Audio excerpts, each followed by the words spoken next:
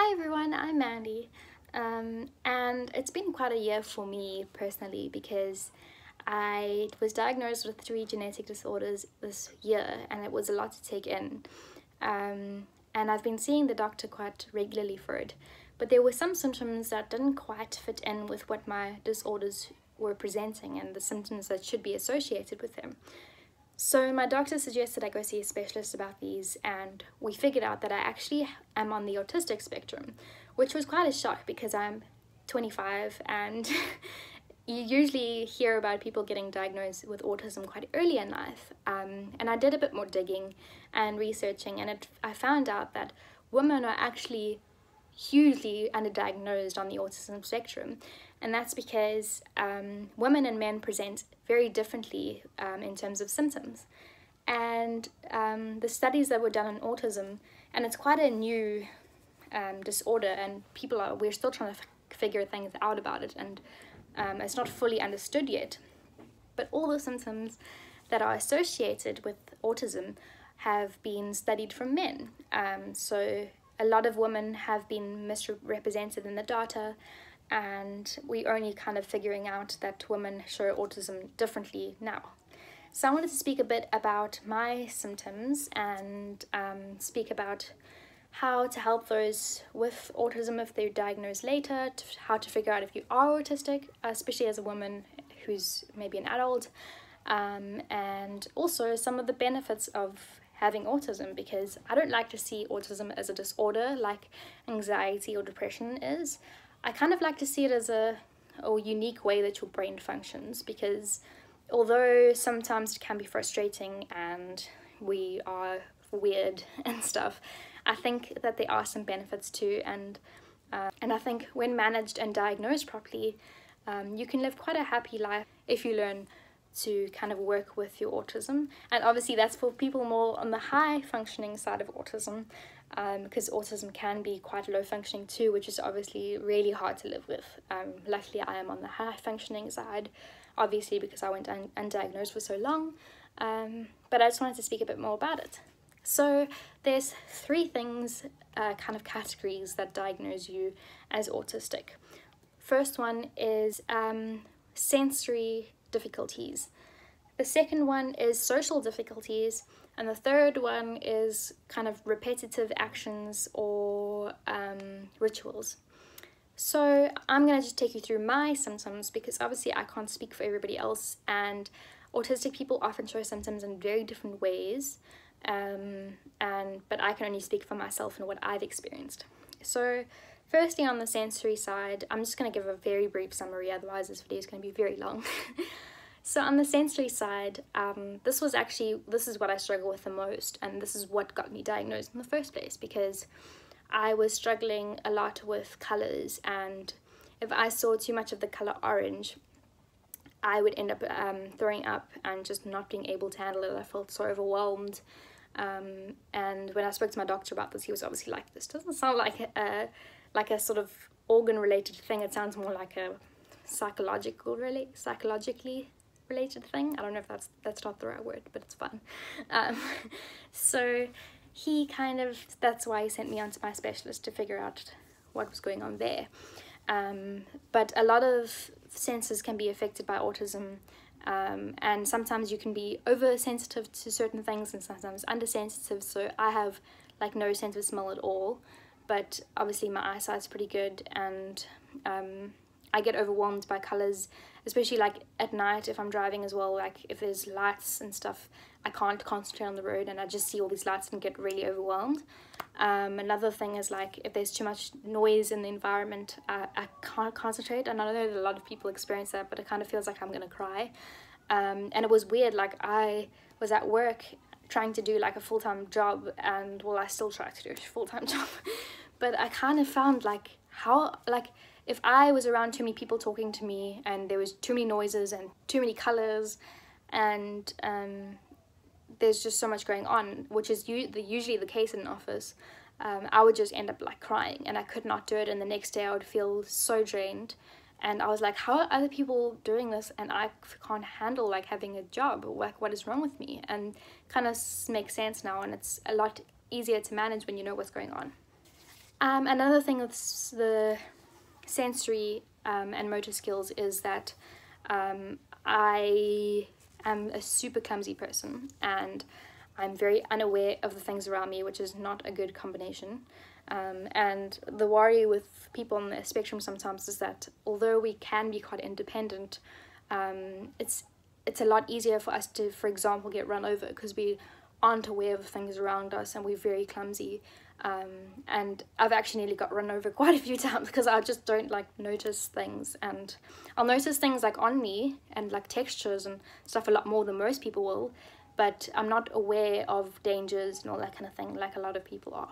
Another thing that really affected me in this department was that I was really slow at developing in terms of my motor skills. So I wasn't able to skip like ever. And when I eventually did learn to skip, which was like 5 years later than everybody else, I was so excited I skipped everywhere. But I, for example, tried to do ballet as a child, and I was so far behind, I couldn't do the basic things that everybody else could do. Like, my body just wouldn't be able to kind of cognitively understand how to do them. And it left me feeling like I was doing something wrong, or I was like stupid or something, and it really didn't help my self-confidence growing up. Another thing I struggle with is like textures. So I really hate brushing my teeth. I hate it so much. So I usually, as a kid, I'd pretend to brush my teeth, or like I would like very softly brush it and then be like, yeah, I don't know. And I still kind of struggle with it. And another thing is like soft touching. Like, I can't be touched softly. I have to either be like hard or like firm, but you can't like stroke me or something because I will like get super angry. So for example, as a kid, some poor child like tried to like softly touch me to say that I'd left something behind in class, and I turned around and I punched him in the face. And I was so shocked because I'm not a violent person, and it just came out of nowhere. I didn't even mean to like punch them, but it just happened. Before we move on to the next topic, I just wanted to quickly say what can help for sensory overloads. I don't think I've explained sensory overloads, sorry.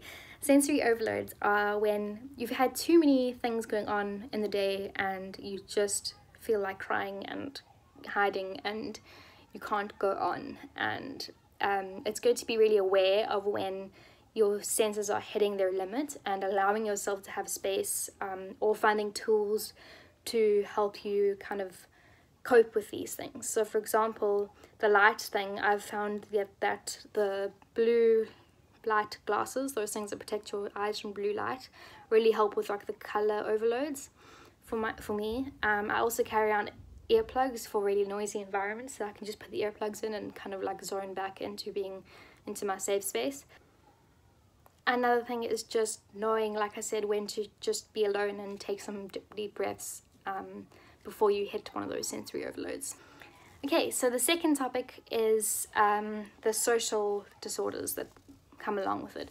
Before I move on to this one, I'd just like to say quickly that you might experience things here and there that you can associate yourself with within autism, and that's because autism kind of blends into a lot of different disorders. So like you can be misdiagnosed with social anxiety disorder, or with generalized anxiety, for example.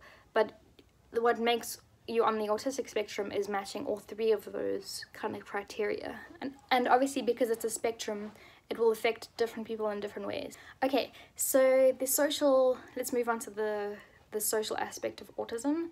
So a huge one for me is social anxiety, and I can only take seeing people in a certain amount of dosages, and then I have to get away and kind of recharge before I go out.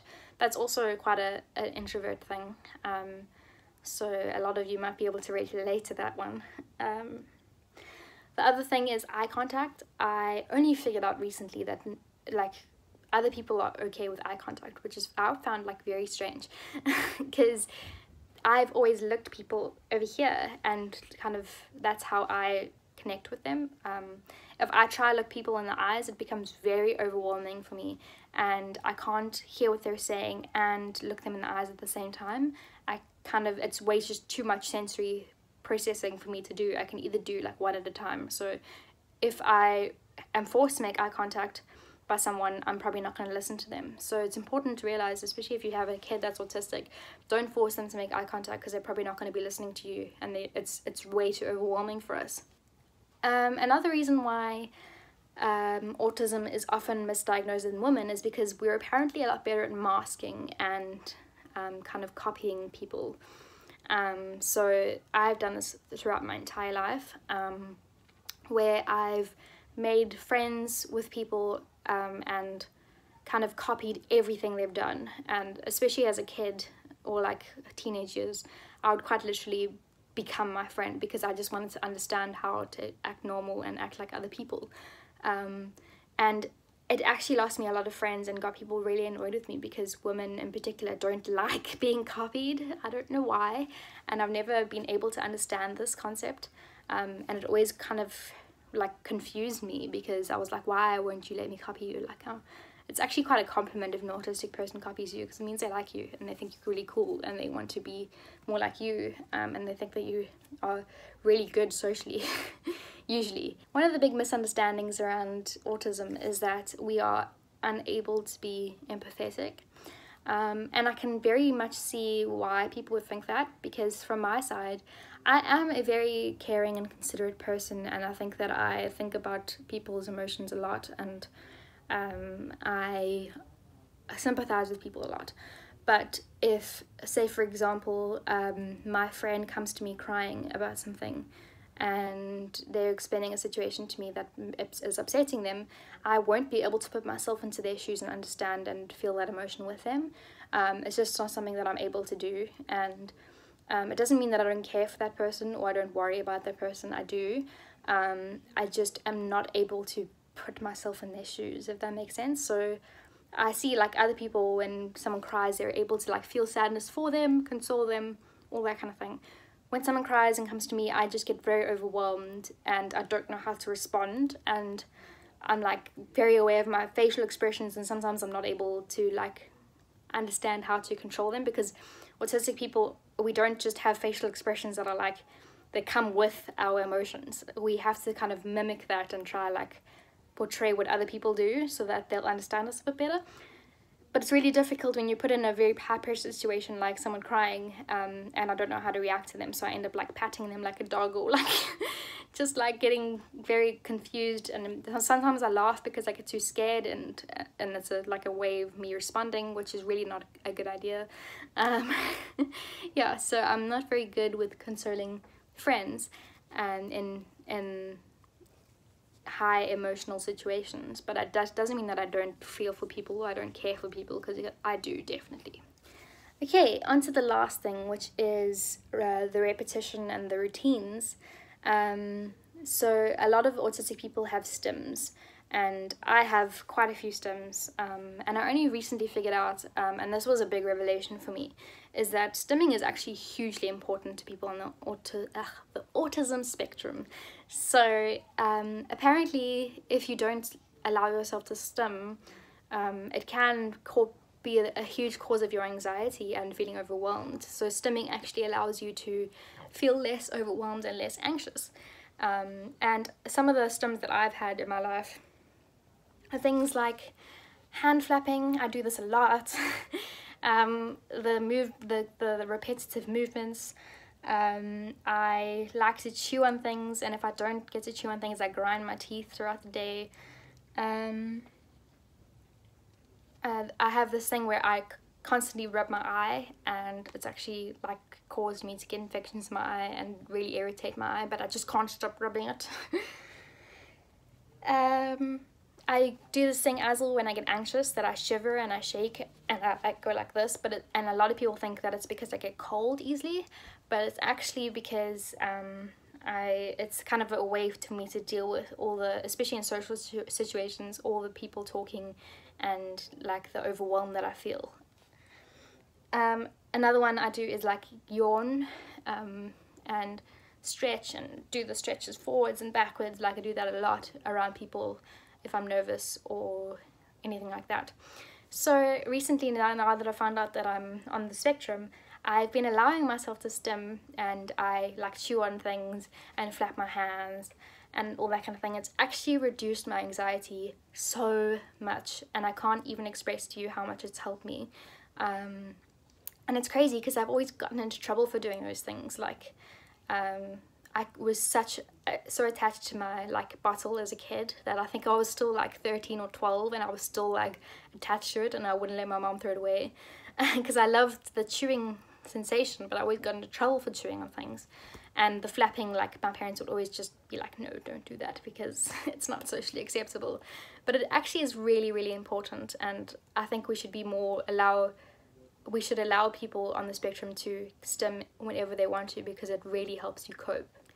So another thing in this category is our special interests, and this is quite a typical, like stereotypical autism thing, and this is a big difference in men and women as well, because men will often have the mathematical, logical kind of special interests, while women will often have more artistic special interests. So they're often just seen as creative people and are missed completely that they're autistic, whereas for men it's a bit more obvious.